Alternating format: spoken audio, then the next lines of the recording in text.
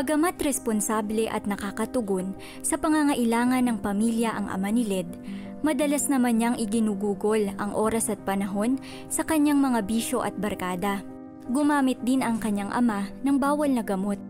Ang ganitong asta ng ama ang naging dahilan ng kanilang pagiging malayo sa isa't isa. Yung puso sa puso, yun ang kulang ng pag-uusap bilang ama sa anak at anak sa kanyang tatay. At yung relasyon lang namin kapag meron na siya itatanong, pag lang siya merong iuutos, gano'n lang. As is lang na parang casual lang na magkasama kami sa loob ng tahanan. Pero tapos at kulang yung relasyon namin sa isa't isa. Dahil dito, unti-unting nabuo ang galit sa puso ni Led at naengganyo sa masamang impluwensya ng kanyang mga barkada. Siyempre pagkasama mo, barkada mo, masaya ka. At nakakalimutan mo yung problema mo, nakakalimutan mo yung pinagdadaanan mo sa buhay, at mas maging masaya ako noon. Hindi ko namamalayan, unti-unti ang hinahakbangan ko na rin noong mga panahong iyon ay patungo na rin sa gawain ng tatay ko. Tumigil si Led sa pagdalo sa Kristiyanong simbahan habang naglabas-pasok naman sa kulungan ang kanyang tatay dahil sa kasong may kinalaman sa droga. Mas lumala pa ang sitwasyon nang masunog ang kanilang bahay. Ngunit sa kabila nito, patuloy sa pananalangin ang kanyang ina. Napagbigyan ng hukom ang hiling ng ina ni Led na malif ang warrant ng asawa. Nakalaya siya at iminungkahi ng korte na mag-apply na lamang ng probation bilang tanda ng kanyang pangako na magbabagong buhay. Kalaunan ay nabahagi na ng salita ng Diyos ang ama ni Led. Makalipas ang 2 taon na pagre-report sa probation officer, ganap nang natapos ang kanyang kaso. Habang nagpapatuloy si Led sa kanyang kalokohan, siya ay naimbitahan ng isang youth leader na dumalo sa isang evangelical concert. Ito ang naging daan para tuluyan niya ng maisuko ang kanyang buhay sa Panginoon. Naalala ko yung isang kanta, ang title Sa Pagtaas ng Kamay Ko, Pagsuko ng Buhay Ko. At nung narinig ko na inaawit yun ng grupo, ng bandang iyon, nararamdaman ko yung pagkilos ng banal na espiritu na may paghipo sa puso ko. At nung may paghipo sa puso ko, nakita ko lang yung sarili ko ay umiiyak. So nakita ko lang yung sarili ko, tinataas ko yung kamay ko. At sabi ko, Lord, sinusuko ko ang buhay ko sa iyo ng buong buo. At pagod na ako doon. Palitan mo ang puso ko ng panibagong puso. Muling nanumbalik ang minsang naglahong pag-ibig ni Led sa Diyos. Nagdesisyon siyang sumunod sa kanyang salita at buong pusong isinuko ang buhay sa kanya. Bunga nito ay ang tuluyang paglaya niya mula sa tanikala ng bisyo. Isinaayos din ng Diyos ang relasyon nilang mag-ama at ng kanilang pamilya. Unti-unti itong nabuo. Na dati hindi naman kami sabay-sabay kumakain. Nakita namin, sabay-sabay na kami kumakain. Sabay-sabay kami nanonood. At sabay-sabay din kami natutulog. Nagbulat na lang kami na ayos na pala ang pamilya namin. Naibahagi niya rin ang salita ng Diyos sa mga drug surrenderies sa kanilang komunidad. Nagagamit din siya ng Panginoon upang maibahagi ang mabuting balita sa mga kapulisan sa pamamagitan ng kanilang values formation. Naglilingkod si Led ngayon bilang assistant pastor ng kanilang simbahan, katuwang ang kanyang may bahay. Naglilingkod naman bilang dikon ng simbahan ang kanyang ama. Ako ay produkto ng panalangin ang gulang ko. Pag mayroong namamagitan sa panalangin, lalo na sa pamilya, tumutugon ng Diyos. Nagpapasalamat ako sa nanay ko, kay Ma'am Melusi, dahil naging matibay siya. Pinaglaban niya kami sa panalangin. Binabalik ko lamang ang kapurihan sa Diyos para sa buhay mo. Ang Diyos ay punong-puno ng pagmamahal. At yun yung naranasan ko. Bakit ako nakalaya sa luma kong buhay patungo sa panibagong buhay na ako'y naglilingkod sa Kanya. A mother's love, no? Talagang dinaan sa panalangin. At saka nakakatawa kasi while we were watching, sabi, di ba, in the middle of his rebellion, may nag-invite sa church, and then that's when it all started, his relationship with God, na God really pursues us despite Led not having a solid relationship with his dad in the beginning. God made sure to say na, hey, I'm here, I'm your Heavenly Father, and I love you so much. That's so true. And that kind of love, Sonja, is the unconditional love of God. The same love that He has for all of us is the same love that He extends to you right now. If you're watching and you've never invited Jesus in your heart and in your life, we want to give you an opportunity to pray with you. And if you pray this prayer, the Lord says He will remain in you forever. I tell you, He will change your life. The destiny of your life, magbabago po. If that is your desire, then let this be the prayer of your heart. Just say, Dear Jesus, I never ever experienced that kind of love from my own parents, Lord. I grew up distant from them. I rebelled, Lord. I tried to do things my own way, pero pagod na po ako. But now, Lord, I see and I know your love is reaching out towards me. So, Lord, I surrender to that love right now. I surrender to you and I confess my sins and ask for your forgiveness. Lord, I want to taste and see your goodness. I want to taste and see that unconditional love that you have for me. So, Lord, today I say, come in, Jesus, to my life. Be my Lord. Come in, Jesus, to my life. Be my Savior. Be the God that will usher me, Lord, to the destiny that you have planned for my life long before I was ever formed in my mother's womb. Thank you for that unconditional love. Thank you for that sacrificial love. I give you my life and my future. This is my prayer in Jesus' name. Amen and amen. Kung ikaw ay sumabay sa panalangin ng pagtanggap kay Jesus bilang Panginoon na tagapagligtas ng iyong buhay sa mga oras na ito, ipaalam mo naman sa amin. Tumawag sa numero na nasa iyong TV screen at gawin naman ito kung nais mong mag-text.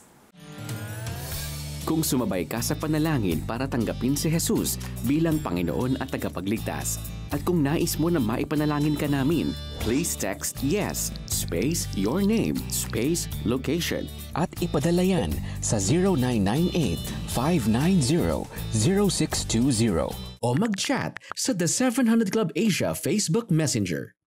We are not alone in everything we go through in life. God is by our side so we can overcome whatever trials may come our way. Receive strength from God's Word by calling the 24/7 Prayer Center. And our trained prayer counselors will pray with you and give you sound advice from the Bible. The number is on your screen. Sa mga sumusubaybay ng programang ito mula sa ibang bansa, pwede niyong ipadala ang inyong mga prayer requests sa ating mga trained prayer counselors sa pamamagitan ng Facebook Messenger or Skype. Gamitin lamang ang keywords na The 700 Club Asia. Sila ay nakaantabay upang kayo ay ipagdasal at payuhan mula sa salita ng Diyos. Become wiser in all areas of your life by watching the teaching videos posted on the 700 Club Asia Facebook page. It can help you make crucial life decisions as it discusses various topics on relationships, health, finances, and even career growth. Follow our social media accounts on Facebook, Instagram, and X, formerly Twitter.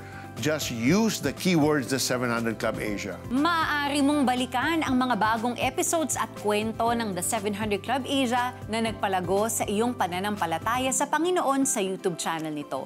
Maaari mo ring gawing gabay ang mga devotionals na mababasa sa cbnasia.org sa iyong pag-aaral ng salita ng Diyos at prayer time.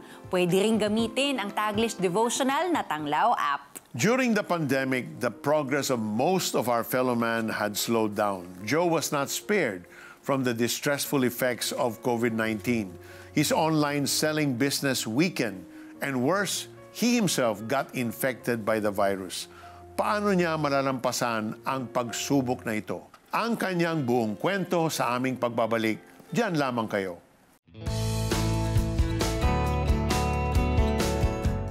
Developing the habit of generosity is easier with GCash scheduled transfers.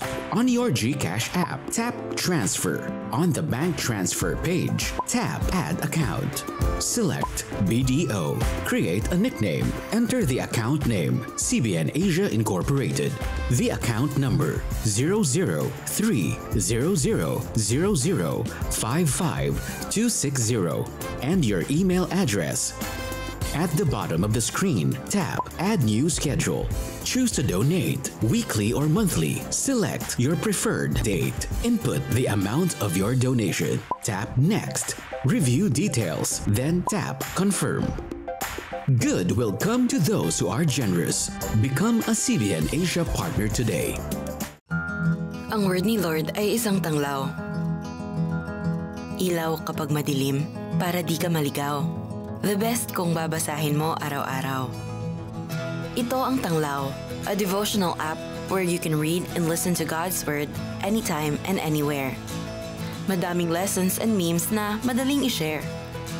Made for you by friends who care. Get the Tanglaw app. Good news from iRemit and CBN Asia. You can now send your donations to CBN Asia online using iRemit X. Simply download the app from the Google Play and Apple Store and register. If you are sending your donations from these countries, remittance fee is free. Once registered, just click your country of origin, click iPay, then choose Donation to CBN Asia and proceed. A confirmation will be sent to your registered email address. Send in your donations now.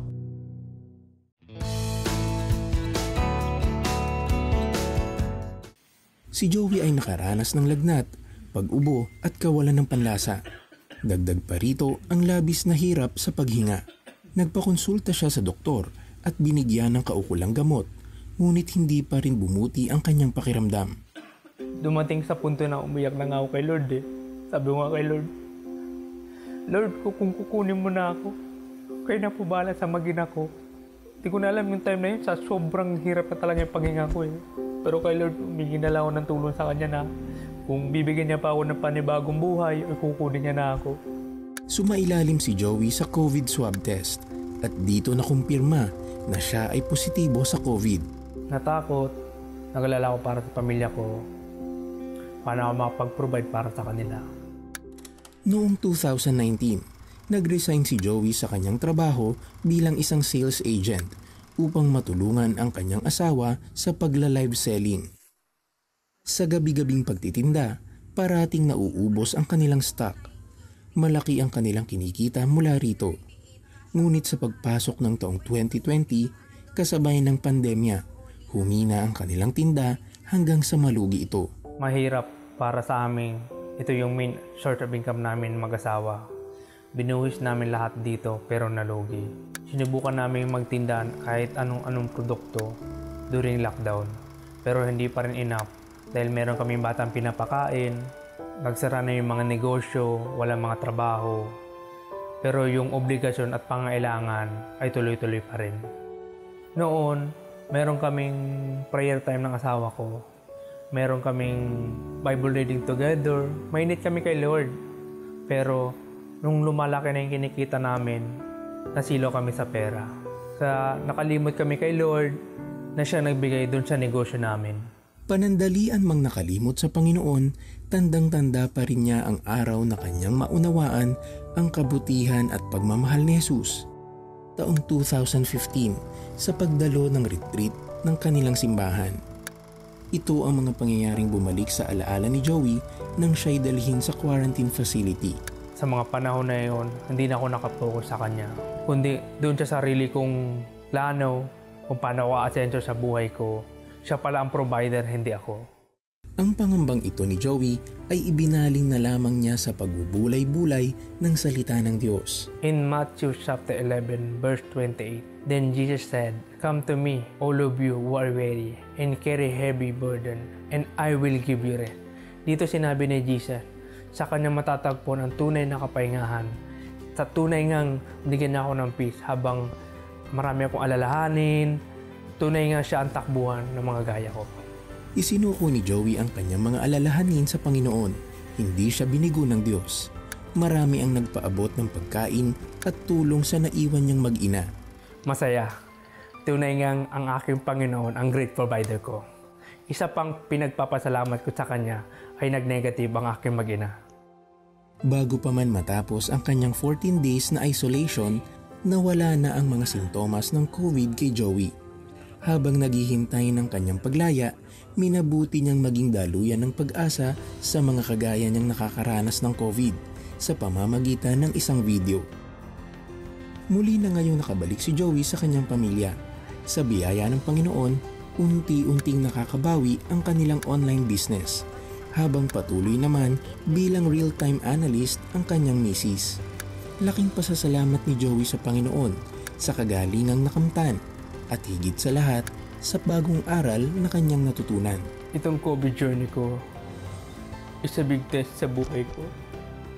Kasi I have everything in my life na wala. Pero tanging na natili ay si Jesus. I still have Jesus sa buhay ko. I'm so glad na naka-anchor si Joey kay Jesus, no? But you know, the one thing that the Bible warns us most of the time, more than trials and difficulties, is the temptation of success. Pag ang ganda-ganda ng negosyo mo, ang ganda ng dating ng profit, we tend to forget God. And he admitted that, no? Dahil sa sobrang galing ng business nila, they just set God aside. And there are times that in the middle of all these, you know, wonderful news, God wants us to prosper. But when we forget Him, meron siyang konting kalabit ba? Hey, I am the God who blesses you. I'm the God who gives you the ability to produce wealth. Let's not forget God in all these things. Yes, and you know what? Looking at Joey's story, for our good, for our benefit, in God's goodness and love, He disrupts us. He disrupts the comfort that we are in. He disrupts our mundane, yung everyday natin. Sabi natin, teka lang, I'm here, you know. And for Joey, it came through COVID, yung trouble yung negosyo niya. And maybe some of you here are feeling like your life has been disrupted. And we will pray in a bit, but I pray that God will open your eyes to see that God has been pursuing you all along. And He's saying, I'm here, let me in, because I want to transform your life. And we're also gonna pray right now. You know, some of you here may be sick, and it has really disrupted your life. And we're gonna pray for you. It has caused you anxiety, it has caused you depression, and really feel like there's no one to turn to. Let's pray together, because I believe that God wants to show Himself faithful to you. Let's pray right now. Lord God, Lord, thank you that you are sovereign. Lord, I pray right now for our brothers and sisters, ang mga kababayan namin ngayon, Panginoon, who feel that life has been shaken up, that their lives have been disrupted by sickness, lives have been disrupted by financial troubles, by sudden things, God, that have been out of their control. But I pray, God, that in the midst of these disruptions, that you will open their eyes to see that, Jesus, you are holding it all together, that you are before all things, and in you, God, that though life may seem like it's falling apart, nothing falls apart because you are holding it together. Lord, we pray right now for our kababayans who are feeling the thick of anxiety. They feel that everything has been overwhelming. It's causing them mental health problems. Lord, thank you that you are showing up for them, God, right now, that you are freeing them and you are taking out the burden, God, from whatever it is that they are going through, and you're showing them right now that they can rest on you, that they can depend on you. Lord, thank you that you are right now healing those who are experiencing physical sickness, Lord. Thank you that you are our great healer. Sir Peter. Yes, and I also pray, Sonja, for our kababayan, especially those who are working abroad and they're in a different culture. Ang hirap na hirap sila, tapos you are away from your family, you're battling loneliness, you cannot seem to focus, I pray the grace of God just flood your heart, your soul, your mind, to give you renewed strength, to bring encouragement to your life this very moment, to know that while you are there working, the Lord's hand is also at work holding your family together here. Receive that encouragement in the name of Jesus. I also pray for those battling cancer right now, those that are just at their wits' end and you don't know what to do. Well, the good news is God knows what to do in your life and in your body, and He's releasing His miracle working touch on you right now, calling out cancer cells from your body this very moment. Receive your healing, kapatid, in the name of Jesus. There's also someone watching right now. You are depressed. You've been out of a job for almost half a year. The Lord says, I'm opening a door for you, and this door will please you, and this door will use the talents and abilities I have given to you. Rejoice, kapatid. Be hopeful, for the God of hope is on your side. We thank you and we praise you in the name of Jesus. Amen and amen. Kung naranasan mo ang pagkilos ng Diyos sa iyong buhay, ikwento mo naman sa amin ito. Nais namin na samahan ka sa pagbibigay pasasalamat sa Panginoon sa mga natanggap mong biyaya na kagalingan at himala. Tumawag lamang sa numero na nasa TV screen. Sundin naman ito kung gusto mong mag-text. Nagnalangin si Peter Kairos at ako'y sumunod. Naramdaman ko na tuloy-tuloy ang pag-recover ko. Doon ko naranasan yung kapangyarihan ng Diyos. Wala kaming pera pero naitayo namin yung farm na ito. Nag-restore sa akin, finances, trabaho, lahat po yan galing sa Panginoon. Tulad ba nila ay sinagot din ng Panginoong Jesus ang iyong panalangin? We want to hear it from you. Please text answered prayer and share your story with us. Send it to 0998-590-0620.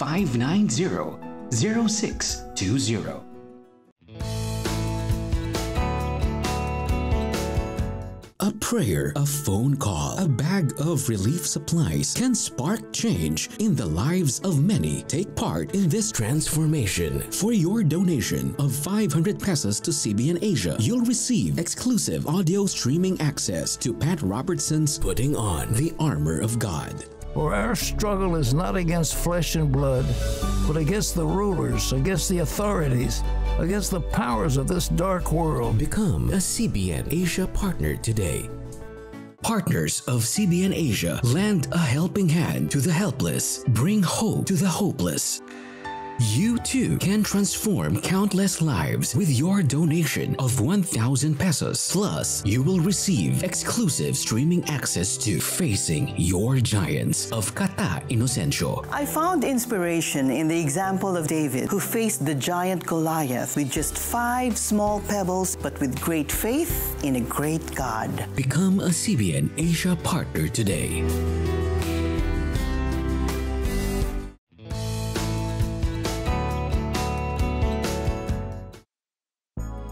Taong 2006, nang magsimula ang matamis na paglalakbay ni Andy at Karen bilang mag-asawa, pinangarap nilang bumuo ng masayang pamilya.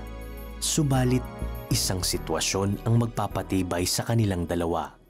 Galing po kami sa bahay ng ninang namin kasi ipinakita namin yung wedding album. Sumakay kami sa kanilang sasakyan, tapos sa bandang Tagaytay, bumaba na kami doon. Nasa pinaka-side nga kami ng kalsada, nag-iintay kami ng pagkakataong makatawid. Pagkatapos ito, bigla na lang na merong pumaragdas ng tricycle. Kagad-agad kong tinignan kung nasan ba yung asawa ko. At pagtingin ko doon sa aking bandang kanan, nakita ko na nakahandusa yung asawa ko, na duguan siya. Nung magising ako, nasa hospital na pala ako noon. May masakit, yung paa ko.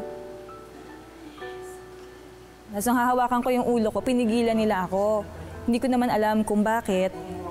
Tapos kanila sinabi sa akin na naoperahan na pala ako. Ang nangyari sa akin ay post-traumatic hydrocephalus. Yun, bali nagkaroon ako ng mga fractures sa ulo. Nagkaroon ng blood clot ang kanang ulo ni Karen. Napag-alaman niyang nadurog din ang ilang parte ng kanyang utak. Kaya naman agad itong inalis at inoperahan. Naisip ko para akong yung imbalido. Kasi hindi na ako makatayo mag-isa, lagi akong aalalayan. So hindi talaga normal ang buhay ko. Dahil nga sa ganong kalagayan ko, no, at syempre may asawa ko, gusto rin namin ng anak. Humihingi kami kay Lord ng anak. Para sa akin, Lord, ganito na nga yung ulo ko. Wala pa akong anak o hindi ako magkaanak. Nakakaawa naman ako. Halos mawalan ng pag-asa si Karen sa kanyang sitwasyon sa buhay. Kahit imposible ito sa paningin ng ibang tao, patuloy lang siyang nagtiwala sa Diyos. Wala tayong ibang makakapitan kundi ang Panginoon lamang. Kaya ang lahat ay babagsak, ang lahat ay manghihina, pero siya lang yung pangalan na matibay na makakapitan at buhay na buhay po yun sa amin. Hindi naging bingi ang Panginoon sa buhay ni Andy at Karen. Dininig ng Diyos ang kanilang mga panalangin. Sila ay biniyayaan ng mga anak. Iniligay ng Diyos sa puso namin ang pagtitiwala sa Kanya. Humingi kami at ibinigay yun ng Diyos. Kaya pag siya ang nagbigay, isusupply niya rin yung ating pangangailangan. Pag-asa at pananampalataya, ito ang pinanghawakan ni Andy at Karen sa kanilang buhay. Nagpapasalamat kami sa Diyos kasi sa pamamagitan nun, yung pagpapala ay naibabahagi namin sa iba. Sa kabila ng lahat, napakabuti niya. Ang masasabi ko lang sa Panginoon, Lord, salamat. Kasi tapat ka.